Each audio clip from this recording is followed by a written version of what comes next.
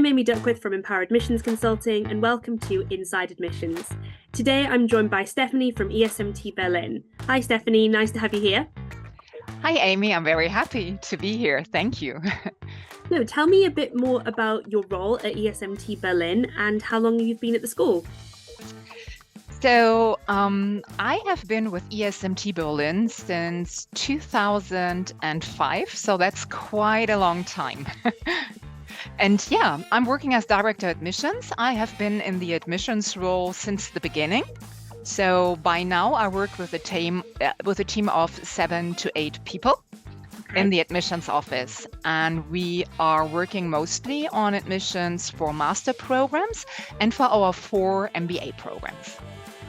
Okay, brilliant. And today we're going to be talking about your full-time MBA program. That is correct, yes. So we're going to start off with some rapid fire questions. Then we're going to do a deep dive into one particular aspect of MBA admissions. And we're going to finish off with some myth busting. Does that sound okay? That sounds okay. Perfect. So rapid fire, here we go. The length of your program? 15 months. And the average cohort size? Yeah, that depends. 40 to 50 students on average. And number of years work experience required? The minimum is 3 years. Sorry. That's okay. And percentage of international students? Oh, Lord, that is usually between 90 and 100%. Wow, okay, very high. Yes. Age of the oldest and the youngest candidate in your most recent cohort? And the current one is, the youngest one is 24 years old and the oldest one 37 years. And the average GMAT or GRE? GMAT is 670 in the current cohort, and the average GRE is 158. Mm-hmm. And do you have a personal or a video interview as part of the admissions process?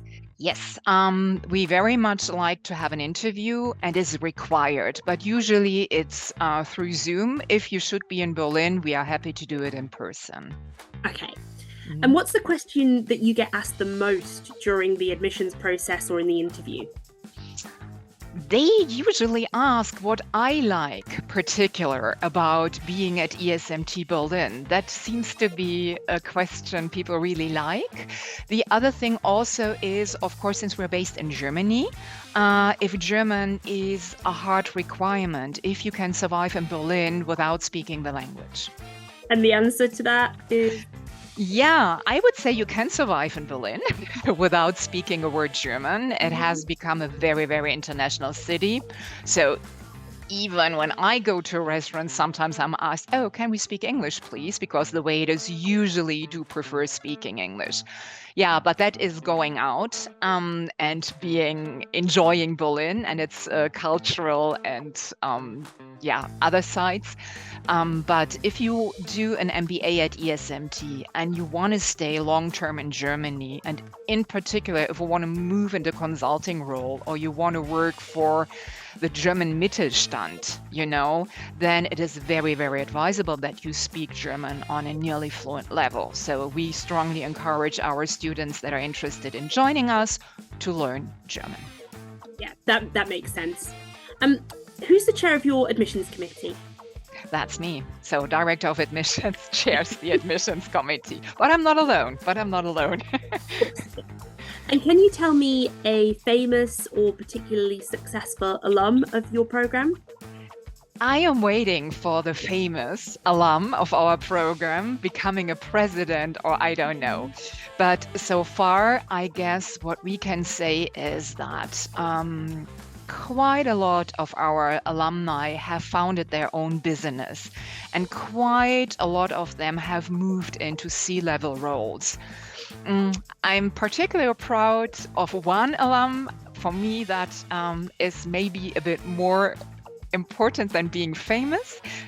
He received the Financial Times Responsible Business Education Award. That's how it's called. And I'm very, very proud of him because he did with us a so-called Responsible Leaders Fellowship, and then he stayed with the company he was working for. It's called Cubic. It's in Africa, and they are building they are creating building material for houses, if I'm not mistaken, out of how to recycle plastic waste. Wow, okay, so somebody who's really making a positive impact. Yes. Brilliant. So we're now going to move on to the deep dive questions, and we're going to talk about engaging with the school before applying. So, a lot of candidates, as part of their research, or even when they've actually decided already to apply to a school, might want to connect with the school and engage with the staff, the students or alumni. How important do you think it is for candidates to engage with the school prior to applying? I really think that it's extremely important, especially for the candidates. And I'm saying that because you really want to form an impression of the school that you're applying to. And of course, the website, social media is not the real impression, is not the real school. But I think it forms an impression of the school, and it gives you leverage to form the questions that you're having. And then you go and try to speak to someone in person. And I would always say, of course, do it with who are the ones that are easily accessible. It's the people working in admissions. But of course, marketing and admissions people, they are biased because, of course, we love the school, we want you to come. So in a way, we are selling you something, right? It's a product. But I really, really strongly recommend listen to us and have the feeling, are we authentic? Do you think that the story I'm telling you makes sense to you? And ask us, can you name a few people I can speak to? Do you have MBA ambassadors, which we have? Most of the schools do have. You should form a bit of an interest in which kind of profile am I interested? Where do I want to go to post MBA? Does ESMT, for example, have people working in that area? Can the admissions person, the marketing person name 1, 2, 3, 4 students I can connect with? And do your own homework as well. Look us up on LinkedIn. See what kind of alumni we're having, So I would really strongly encourage to use all channels available. LinkedIn, our website. Yeah, I know it's a pain reading websites, but it really helps, to collect all the information you need. And then schedule a call with us. All of the admissions managers, even we do have little chats set aside for us to speak with anyone who's interested, so we can always have a personal conversation. And then you can ask your questions and you can talk with us multiple times. And do you think that doing this helps with the chance of admission? Yes, I do think so, because I do think that, of course, you know it when you work in admissions, we have an admissions database, and of course, I have talked to someone, I log in a call into the system, so I know I have spoken with you, and usually I make a few notes what the topics were that we covered and what I liked about you and your questions.